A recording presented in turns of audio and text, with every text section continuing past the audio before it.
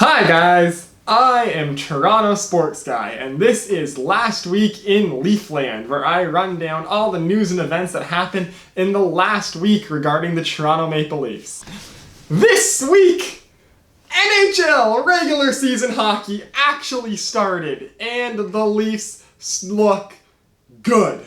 It's so nice going into the game on October 2nd, last Wednesday, first game of the season. There was no Nylander contract drama, no Marner contract drama, no contract drama at all. We were gonna name our first captain since Dion Phaneuf.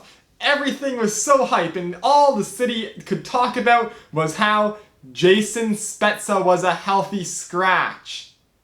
Yes, big news. Opening night, Mike Babcock scratched Jason Spezza, which I understand that he wants to rotate the fourth line guys, because right now all that's really said about that fourth line is Frederic Gauthier. But it's the opening night of the season at home against the Ottawa Senators, and you don't play Jason Spezza? Why? Okay, I hear that possibly Mike Babcock's just kind of oblivious to this sort of stuff, and he's oblivious to when regular season games mean more than what they should. And for Jason Spezza, this game probably should have meant a lot to him.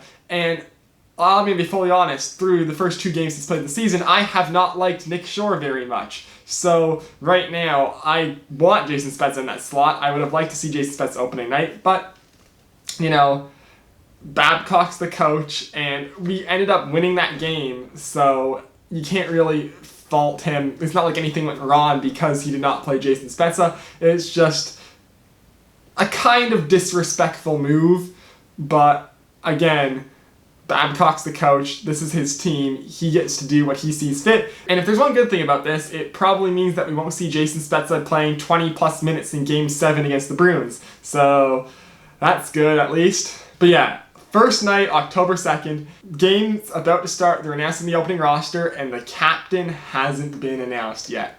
And the Leafs did what I think all of us wanted to do, is they skipped Marner, Matthews, Riley, and Tavares were going up the order, and then they announce Mitch Marner, alternate captain. Austin Matthews, alternate captain. Morgan Riley, alternate captain. I personally was on the Captain Morgan train, but, you know, I feel like him as an alternate is just fine. And then, your captain, number 91, John Tavares. And everyone goes insane. It is so good to have there finally be a captain on this team. It's so good for to finally be a captain that's actually a very good player who probably deserves the captain. Nothing against Dion Phaneuf. When he came in, he was probably the best player for that role. But honestly, like, the Leafs probably shouldn't have had a captain from when Sundin left to now. Like, they were pretending they were a contender in the Phaneuf era when really they weren't. And, like, I guess giving Phaneuf the C was trying to prove that, like, with Phaneuf and Kessel, they're the core guys, but Phaneuf wasn't what we want him to be. Tavares is, and he truly does deserve to have that C on his jersey. And the game starts, everyone's hype, and then 30 seconds in, Ottawa scores. But the Leafs came back from that. It wasn't a clean comeback. It was way too stressful of a game, especially against a team like Ottawa. That game should not have been as close as it was. Austin Matthews had 2 goals to continue his utter dominance in opening games of the season, and the Leafs got out with a 5-3 win. And then, for once, after the first game of the season, seems like there was no drama in the Leafs team. Really no drama at all this week after the captaincy announcement until maybe the captain and throwing a stick thing, which I'll get to. In that little one-day break, we found out that Ilya Mikheyev, or Mikheyev, however you say his name, he really likes soup. And that was the talk of the day. You know, really nice change of pace after last season, where everyone after the first games were freaking out about how William Nylander hadn't signed yet, that this year we're like, hey, the new guy likes soup! That's funny! And yeah, no, really great. Superman, I like that name. I want it to stick, you know, Superman, love Mikheyev. He's impressed me so much in these first couple of games. I can't believe that he wasn't found until now. Like, he's one of those guys who, like, comes over from the KHL at like 24, 25, starts to play in the NHL, and you're like, this guy wasn't drafted? why?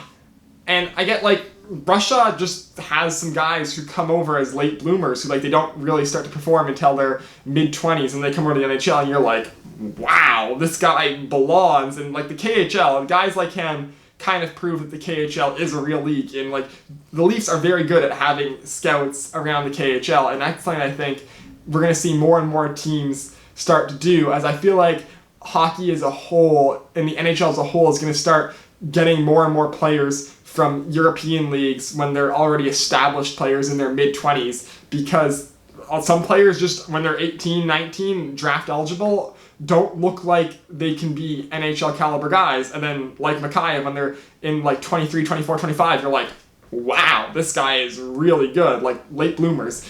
And it's just important to have scouts looking at those European leagues just to find these late bloomers, because if you can get them on your team, they are very cheap and potentially very effective players. But yeah, then we go into game 2 of the season, Friday night in Columbus.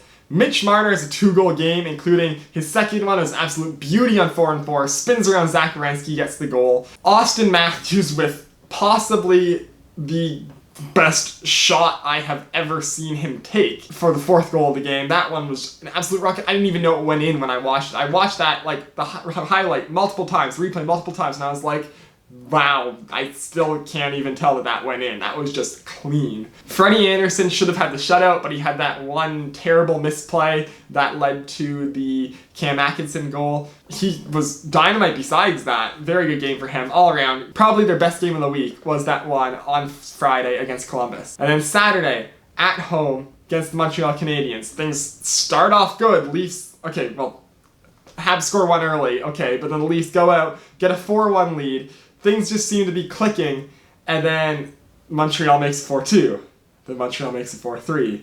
Then Kasperi Kapanen, what are you doing? Okay, so Kasperi Kapanen on that penalty kill had blocked a couple of shots in a row, and then just the final, I think like the third block, Jeff Petrie shot, breaks his stick, puck bounces back to Jeff Petrie, and Kapanen has, like, his stick basically breaks in half, and he's still holding the top end of it, and he just decides to throw it at Jeff Petrie's stick, try and knock the puck off. I get that he knows that it wasn't a penalty shot, but it's a game where you're up by 1 goal, and I don't care if you didn't know that was a penalty shot. You knew that was a penalty! A complete and utter brain fart right there by Kapanen. Jeff Petrie gets a penalty shot, scores on it. Kapanen has had a rough first 3 games. I feel like he's going to find his footing soon and get some goals, and it probably won't happen tonight, unfortunately.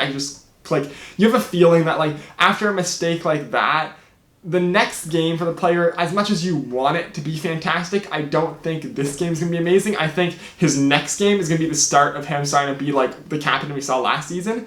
But it's just Kapanen, these first couple games, I don't think it's time to relegate him to the third line yet. Keep him up on the top line of Marner and Tavares. Eventually, Marner is going to get him a goal very soon, just playing with Marner. Last year, Ozhiganov had a goal because of Marner. Just Marner gets people goals. Keep Kapanen up with him. He'll get going, especially with his speed.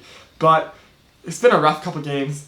That throwing the stick, I think with Montreal coming back, that was just frustration taking over. It was a terrible, terrible play. What a way to give up the game-tying goal. And then Montreal makes it 5-4. Austin Matthews makes it 5-5. Great game-tying goal. Austin Matthews just always clutch. Overtime, John Tavares takes a penalty. John Tavares misses a breakaway. Mitch Marner misses a breakaway. Leafs with a couple chances to end it in overtime. Finishes tied in overtime. Goes to the shootout. And I don't care how much offensive talent the Leafs have in the shootout. It really comes down more to the goaltenders. And you have Carey Price versus Michael Hutchinson. And I think every time Carey Price is going to win that matchup, and he did, and the Montreal Canadiens won the game, handing the Leafs their first loss of the season. Now, honestly, the Leafs have had a pretty good week. That little bit of a fall apart in Montreal, I don't think that that's as important in the long scheme of things. How they perform now going forward in this coming week, especially with a game against St. Louis to start the week off, that is really important. See how they perform now going up against teams who made the playoffs last year. Okay, they played Columbus, but Columbus lost like all their best players. So that one doesn't really count. Right now you start to play teams that are actual contenders, and this is where you start to judge where they are as a team right now. And so far, they have a lot of players who have looked really good. Tyson Berry's looked really good. Ilya Mikheyev, really good. Trevor Moore, really good. The guys who we knew were going to be good have been good. The guys who were like, I don't know 100%, but these guys can be good, have all been good to start the season so far. And I'm excited about how things are going. I think that this Leafs team is probably the best we've seen in a long time. And I think I have very high hopes after watching these first 3 games for how the season's going to go. Just tighten things up a little bit defensively, which comes with the season going on. You know, like, right now we're still playing Rasmus Sandin, rotating with Hull and Marincin. Like, Sandin, he hasn't been spectacular, but I think he set a bar in the preseason for himself that was so high that it would be almost impossible for him to match it in the regular season. He's been pretty good, but the fact that we haven't given him a consistent D-pairing guy so far to start the season, we keep rotating who he's playing with, that rattles you, especially like you just can't get into a rhythm with a partner because every game you're with a different guy. So I feel like once we figure out who Sandy's partner is going to be, that third pairing is going to shore up. Leafs as a whole, though, been pretty good. The D is going to shore up with time. I'm not too worried about it, especially when you have Riley, Muzzin, and Barry on the back end. Like, they're going to shore up. It's going to be fine. I'm not too concerned about the D. The offense is looking good. Hopefully they can keep the power play rolling. They look like they have a couple different options going on. The Matthews one-timer looks great. I'm so excited about that. And yeah, I think that hopefully this season is going to be a really good one for the Leafs. So yeah, that does it for this video. Hit like if you liked it. If you want to see more of my stuff, hit subscribe. Follow me on Twitter. Link is down below in the description. And I will see you next time.